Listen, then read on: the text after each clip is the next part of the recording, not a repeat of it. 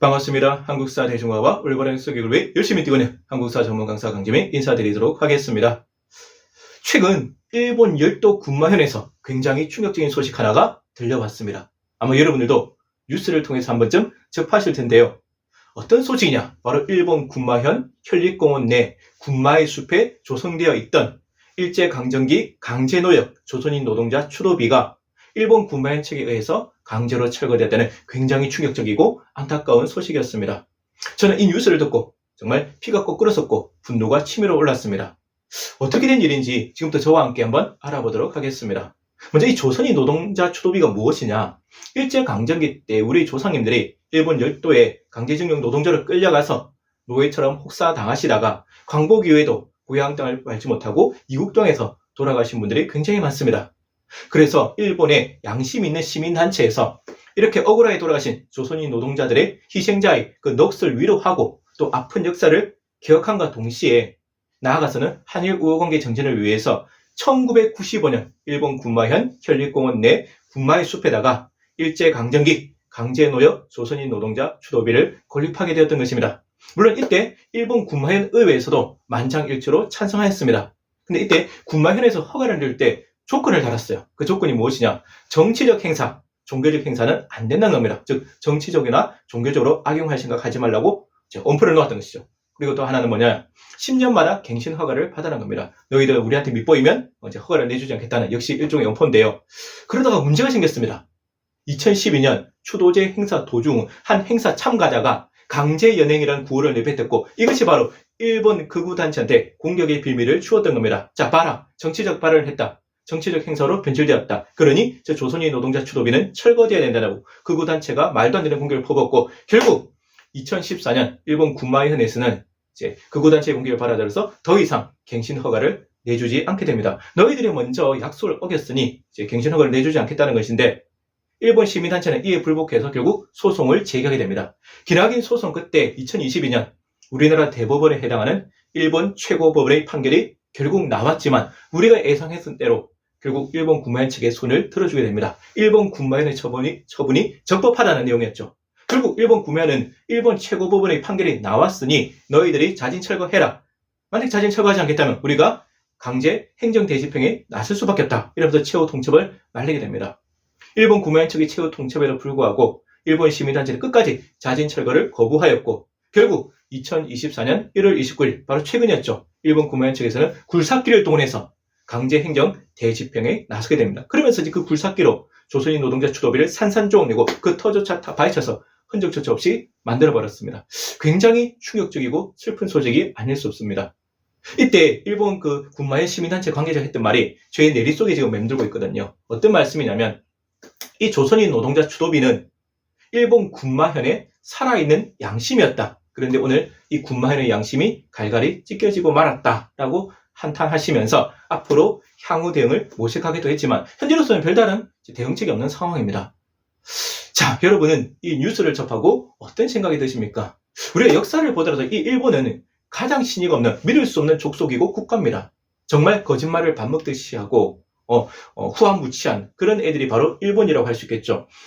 정말 이 일본만큼 믿을 수 없는 나라가 없어요, 여러분. 우리가 항상 힘이 강하고 저희들이 얻어갈 게 있으면 우리 앞에서 아부를 뜹니다. 아양을 떨죠. 하지만 우리의 힘이 약해지면 항상 침략을 밥 먹듯이 하는 것이죠. 정말 믿을 수 없는 신의가 없는 나라다.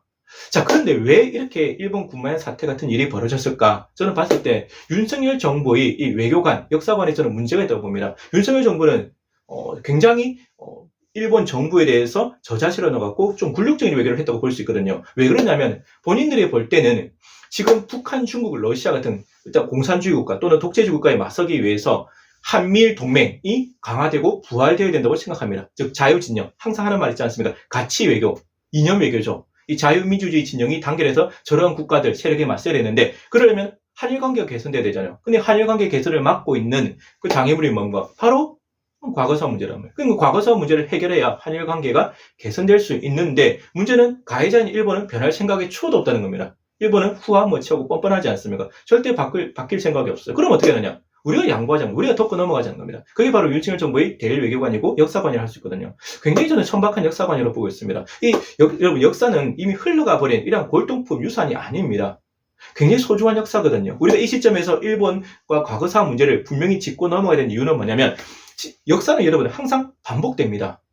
그래서 지금 만약 제대로 정리하지 않는다면 앞으로 우리가 그렇게 싫어했던 슬픈 역사, 아픈 역사가 다시 반복될 수 있기 때문에 분명히 짚고 넘어가야 되는데 이렇게 대충 넘어가 버리고 퍼주기로 양보해버리면 앞으로 어떤 일이 벌어질지 알 수가 없다는 겁니다. 그런 점에서 저는 윤석열 정부의 역사관에 굉장히 문제가 있다고 보는 것이고 그러다 보니까 여러분 어떻게 됩니까? 큰 문제가 생겼지 않습니까? 우리 예전에 충격적인 사건이 있었죠. 바로 강제징용 노동자 배상 판결 문제였습니다. 이 문재인 정부 때 우리나라 대법원에서 일본 전범 기업들 보고 너희들이 강제징용 피해 노동자들한테 배상하라고 확정 판결이 났어요. 그런데 우리나라 대법원의 확정 판결에도 불구하고 일본의 전범 기업들은 끝까지 배상을 거부했었죠. 정말 여러분 기억나실 겁니다. 정말 못된 애들이죠. 일본 애들이. 지금 배상하고 사죄를 해도 충분히 자를 판에 배상 우리나라 대법원의 확정 판결이 났는데도 끝까지 거부를 했습니다. 그러니 문재인 정부 때 한일 관계가 악화될 수밖에 없었던 것이죠. 그런데 새로 출범한 윤석열 정부는 이것이 문재인 정부 탓이라는 황당한 계획을 늘어놓기에 급급했습니다. 문재인 정부 탓이 아니죠. 이것만큼은. 이것은 일본, 가해자의 일본의 잘못이거든요. 그런데 문재인 정부 탓을 하면서 우리가 훼손된 한일 관계를 복원하겠다고 나섰습니다. 그런데 해결될 방법은 없죠. 왜? 가해자인 일본은 끝까지 어떻게 됩니까? 이 배상을 거부했었거든요. 그러니 우리가 그냥 우리 국민들한테 배상하자는 이상한 논리가 들고 나옵니다. 이런 걸 아시죠? 가해자는 가만히 있는데 피해국의 기업이 피해자 그 노동자들한테 배상하는 세계 역사상 유례가 없는 정말 전무후무한 황당한 일이 벌어지고 말았습니다. 정말 안타까운 일이죠. 그러고 나서 뭐라고 하냐면 이렇게 해서 이제 한일 관계가 우리가 복원되었다. 바로 우리 정부의 노력 때문에 자화자찬하는 정말 말도 안 되는 일이 벌어집니다. 이때 굉장히 유행했던 말이 있었죠. 계묘국치, 계면의 국치다. 또는 당군 일의 최악의 외교를 참석하면서 역사학계를 완전 들고 일어났습니다. 일부 그 소수의 극우 뉴라이트 계열을 제외한 대부분의 역사학자들 다 들고 일어났, 역사학도들도 다 들고 일어났습니다. 그리고 시민단체들, 종교인들, 천주교 정의구현 사제단 같은 살아있는 양심들, 그런 건 다 들고 일어났지 않습니까? 그런데도 결국 그런 말도 안 되는 조치를 강행했습니다. 나중에 결국 이 사건은 윤석열 정부의 발목을 두고두고 잡게 될 것이고 후대에 준엄한 역사적 심판을 받게 될 거라는 사실을 본인들이 꼭 명심해야 됩니다. 근데 일본은 달라졌느냐? 우리가 이렇게 양보하고 덮고 굴욕적으로 나가는데 일본은 달라졌느냐? 일본은 전혀 안 달라졌다는 게 문제입니다. 일본은 지금 오히려 더 역사 왜곡을 더 심각하게 왜곡하고 있습니다. 독도 문제도 마찬가지죠. 일본의 우경화는 더더욱 심각하게 바뀌고 있다. 결국 윤석열 정부의 이러한 양보, 우호적인 조치에도 불구하고 일본은 더 강경하게 우경화되고 있고 보수화되고 있고 역사 왜곡도 더 심각하게 하고 있다. 이걸 어떻게 해야 할 것인가?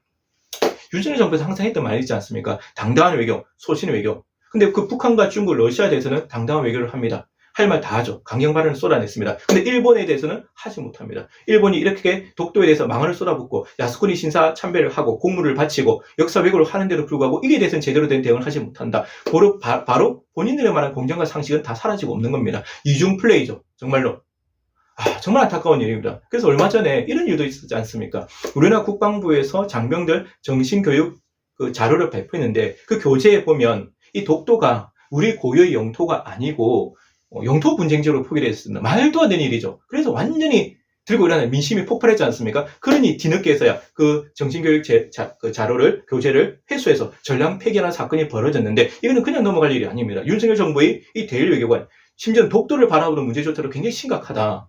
걔네들은 그냥 한일 관계만 개선하면 되는 거예요. 우리가 과거 사건을 대충 덮어가고 퍼주고 독도도 그냥 대충 덮어가고 지금 이러겠다는 거거든요. 정말 심각한 일이 아닐 수 없습니다. 그러면서 본인들이 하는 주장이 있지 않습니까? 무슨 주장이죠? 말도 안 되는 논리긴 한데 유럽 국가들이 지금 한때는 전범 국가였던 독일과 잘 지내고 있잖아요. 그것처럼 우리도 가해자지만 일본과 지금 잘 지낼 수 있다. 물론 틀린 말은 아니죠. 저도 공감합니다.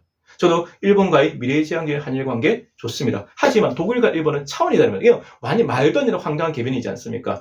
독일과 일본은 완전히 결이 다릅니다. 왜냐하면 독일 정부가 공식적으로 자기들의 책임을 인정했을 뿐만 아니라 수없이 사죄를 했습니다. 사과가 아니라 수없이 사죄를 드렸고 심지어는 독일 총리가 무릎 꿇고 빌기도 했습니다. 그리고 충분한 배상을 했습니다. 그리고 더 중요한 건 뭐냐면 독일의 역사 교과서와 책들에 본인들의 조상들이 했던 그 잘못, 침략의 역사, 나치 독일의 그 범죄 행위를 전부 다 명백하게 기록해서 후손들한테 가르치고 있습니다. 앞으로 다시는 나치 독일의 그러한 전쟁 범죄를 반복하지 않겠다는 다짐이기도 하죠. 그러니 독일이 이렇게 나오니 이웃 국가들이 용서할 수밖에 없었고 지금은 잘 지내고 있는 겁니다. 근데 일본은 독일과 정반대의 길을 가고 있지 않습니까? 항상 지금까지 일본은 정부 차원의 공식적인 책임을 단 한 번도 인정한 적이 없을 뿐만 아니라 그리고 어떻습니까? 충분한 사죄가 아니라 항상 유감으로 대충 넘어가죠. 항상 뭔가 책임 소재도 불분명한 그런 유감으로 넘어갑니다. 애매하죠. 그리고 충분한 배상 당연히 없었습니다. 그렇지 않습니까? 그 다음에 또 더 중요한 건 뭐냐면 일본 역사 교과서에다가 자신의 조상들이 저질렀던 그런 전쟁 범죄, 침략 행위를 갖다가 제대로 기록해서 다시는 아픈 역사, 슬픈 역사를 반복하지 않게는 다짐을 해야 되는데 자신들의 후손들한테 지금 잘못된 역사를 가르치고 있습니다. 자신의 조상들이 저질렀던 그 침략의 역사를 심지어는 미화하고 찬양하고 덮기에 급급합니다. 이러한 상황 속에서 우리가 일본과 미래지향적 환일 관계가 가능할까? 절대 아니라고 봅니다. 윤석열 정부는 말도 안 되는 황당한 궤변을 들어놓고 있다. 독일과 일본은 완전히 경우가 다르다. 지금 일본의 저런 침략 행위에 대해서 이렇게까지 양보하고 굴욕적으로 나간 나라는 지금 우리나라밖에 없다고 저는 생각을 합니다. 그래서 저는 어떤 생각이 드냐면 결국 우리 국민들이 깨어나야 된다. 우리 국민들이 바른 역사를 배우고 바른 역사관을 무장해서 두 눈을 부릅뜬 깨어있는 민주시민이 되어야 윤석열 정부가 저렇게 역사를 팔아먹고 일본에 대해서 저렇게 저자세로 굴욕외교로 나가지 못할 뿐만 아니라 일본도 우리를 함부로 하지 못합니다. 우리가 이렇게 아무 생각 없이 제대로 역사를 배우지 못하고 바른 역사관이 없으면 일본도 우리를 무시하게 되거든요. 여러분 우리한테 지금 우리 국민들이 깨어나야 됩니다. 정말 안타깝고 그리고 윤석열 정부도 분명히 깨달아야 됩니다. 지금 저렇게 역사는 굉장히 소중한 거거든요. 여러분 이 역사를 그렇게 함부로 다루고 함부로 자신의 뜻대로 국민적 합의, 역사학계의 동의 없이 저렇게 일본에 내주고 팔아먹고 이렇게 양보하게 되면 나중에 후대의 준엄한 역사적 심판을 분명히 받게 됩니다. 역사는 분명히 기록하거든요. 지금은 아니라도 언젠가 기록하게 됩니다. 그래서 지금이라도 윤석열 정부가 제대로 정신 차리고 바른 역사관을 무장해서 일본과 당당한 외교를 하면서 이 과거사 문제는 분명하게 짚고 넘어갔으면 좋겠다는 생각을 하게 됩니다. 그리고 끝으로 이 말씀을 들려드리고 싶어요. 모든 분들한테 무슨 말이냐면 여러분 다 아시는 유명한 명언입니다. 역사를 잊은 민족은 미래가 없다. 영국의 유명한 수장 윈스턴 처칠이 했던 말이죠. 근데 저는 이 말보다 제가 더 좋아하는 말이 있습니다. 우리가 존경에 맞지 않는 항일 독립운동가이자 민족주의 사학자였던 바로 단재 신초 선생님이 하셨던 말씀이죠. 영토를 잃은 민족은 재생할 수 있어도 역사를 잃은 민족은 재생할 수 없다는 정말 명언입니다. 여러분 우리가 꼭 가슴 깊이 새겨야 될 명언이라고 생각합니다. 여러분 이상입니다. 여러분 항상 건강하시고 행복하십시오. 지금까지 한국사 전문 강사 강재민이었습니다. 여러분 감사합니다.